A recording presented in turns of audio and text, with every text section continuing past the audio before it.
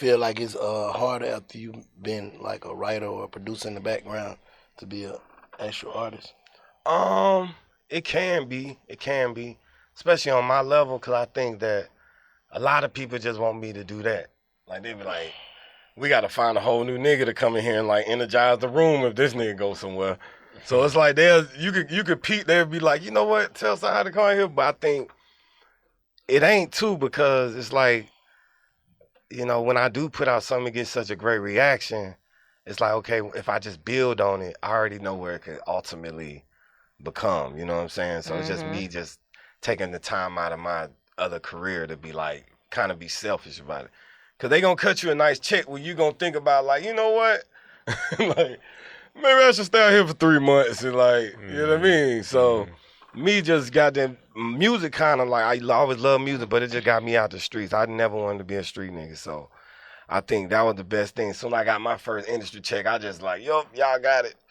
I'm out. You know what I mean? So I think I kind of became like used to just being able to take care of myself, my family, through music anyway, but now I think I'm to the point where it's like, you know what, let me go on and give my full effort to my career, you know what I'm saying, and see where it takes me. So that's what I'm doing now. So when you made that decision to be like, goddamn, all right, I'm just about to do this music shit, how many friends did you lose? Man, all of them.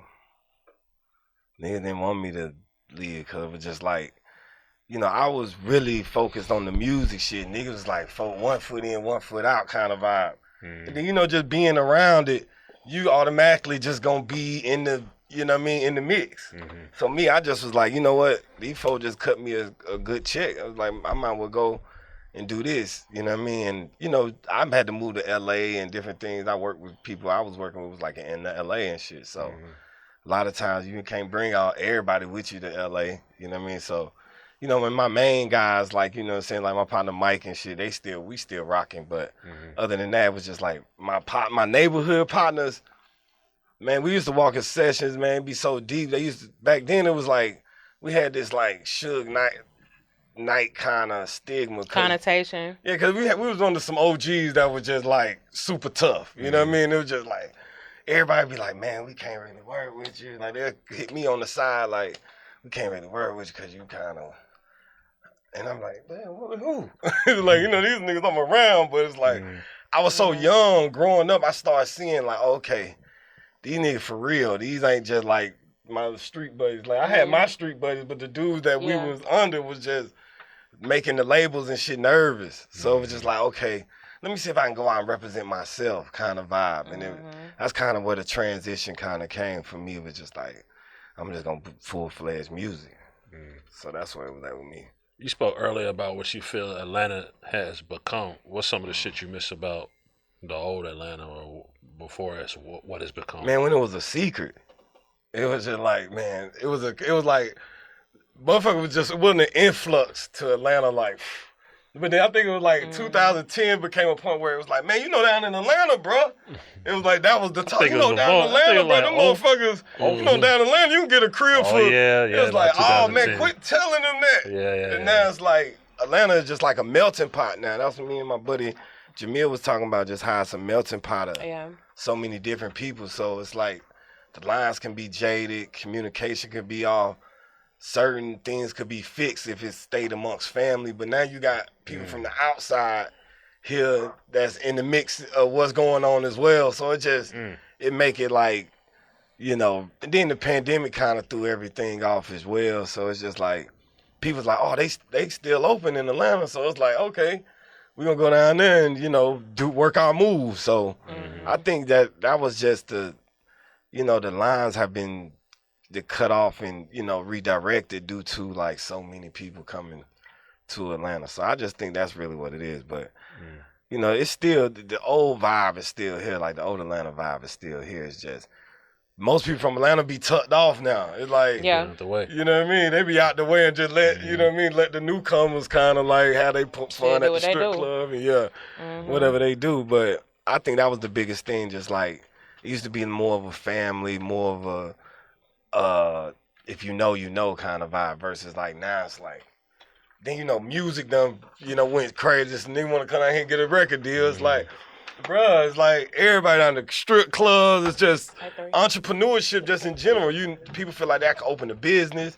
It's people, politicking and doing companies together. So it's so much that draws a person here that now it's just like you meet new people when you used to just meet the people you knew. Mm-hmm. You know what I mean?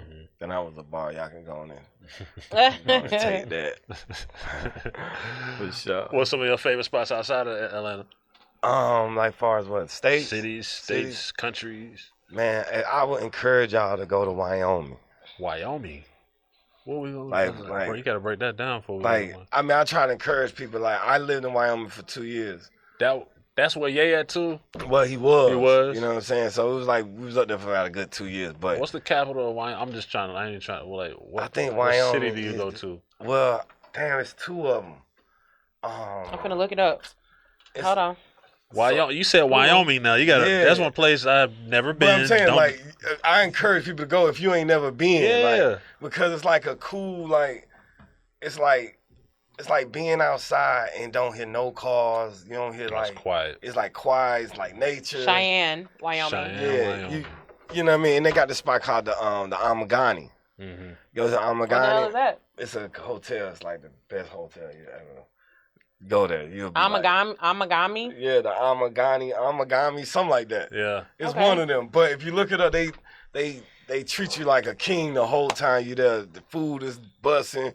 You get to go skiing, horseback riding. But it's like a little community, and they treat you like a whole player there. But Wyoming is definitely a place. There's a lot of black people there? No. Not a lot of black people, okay. But it's going to be player, though. You're going to like it, though. You got to go with the wife and the kids for sure. But, I'm just curious. I mean? Yeah, so there's no hood? Yeah. There's no hood or no shit? Nah, ain't no hood. Yeah, ain't no hood. So but if you just speak in America, that's what I'm saying. It's a luxury hotel. Yeah, but I get out the country, it's a lot of beautiful places. But to me, like in the country, that's somewhere I tell people, man, you might want to go check Utah. Got some dope scenery, some dope spots. Cause I know all y'all probably done been to like Texas and New York and shit. So I've never been to Utah or Wyoming. Yeah, go to both of them. Or I've never been to Oregon. What about relationship? Relationship, like I ain't got no relationship, Black. Damn. Yeah, we're gonna get tough. one. I mean, I be thinking about it. I just can't. What's the hesitation? But it just be with me. It just be like, man. It be like the insubordination. You know how niggas just go out here and just be like, it's almost like, how niggas just break it down. Been in all type of bullshit to get this money. And then that sounds like a human resources. You know what I mean? You dealing with a chick that just ain't grateful. You know what I mean? Or be like, so I just be like, I got a whole bunch of homegirls, and I got a few of those, and I kind of just. But eventually, I'm gonna share to one. I'm gonna end up like, you know what? Come on, let's go on and go with it. But that sounds like you selling though. That don't sound like that's you. I mean, that gonna come on, let go with it. I mean, cause it's come on. It's almost like a lot of times. I don't want to say that's what I feel like we do, but it's like sometimes you just get with somebody that you feel like know you well, even though they ain't the best person for you. It'd be like, okay, y'all know each other well. You know her bullshit, she know your bullshit. It's just like, all right. I feel like we can deal with each other versus you meet a new motherfucker that ain't been down with you and she do some bullshit to you. It's like, man, I knew I should have, you know what I mean? So I think I'm at that level of, do I just go and, do I got to move forward with one of my new pieces or do I just like. You don't think there's no value in, for some people, just for some people, you don't think there's no value in sometimes a woman can help enhance your situation? I mean, for me personally, my wife did, but everybody's different. But you don't think there's no value in that? I mean, I think maybe for you it was like I've been like a globe trotter my whole life. You know what I mean? So I'm in Switzerland, I'm in Paris, I'm in slowing down, LA. Right? It's just like I got some shit everywhere, bro. To be all the way honest with you, but I think like for the last 3 years, it's been my first time I've been able to like.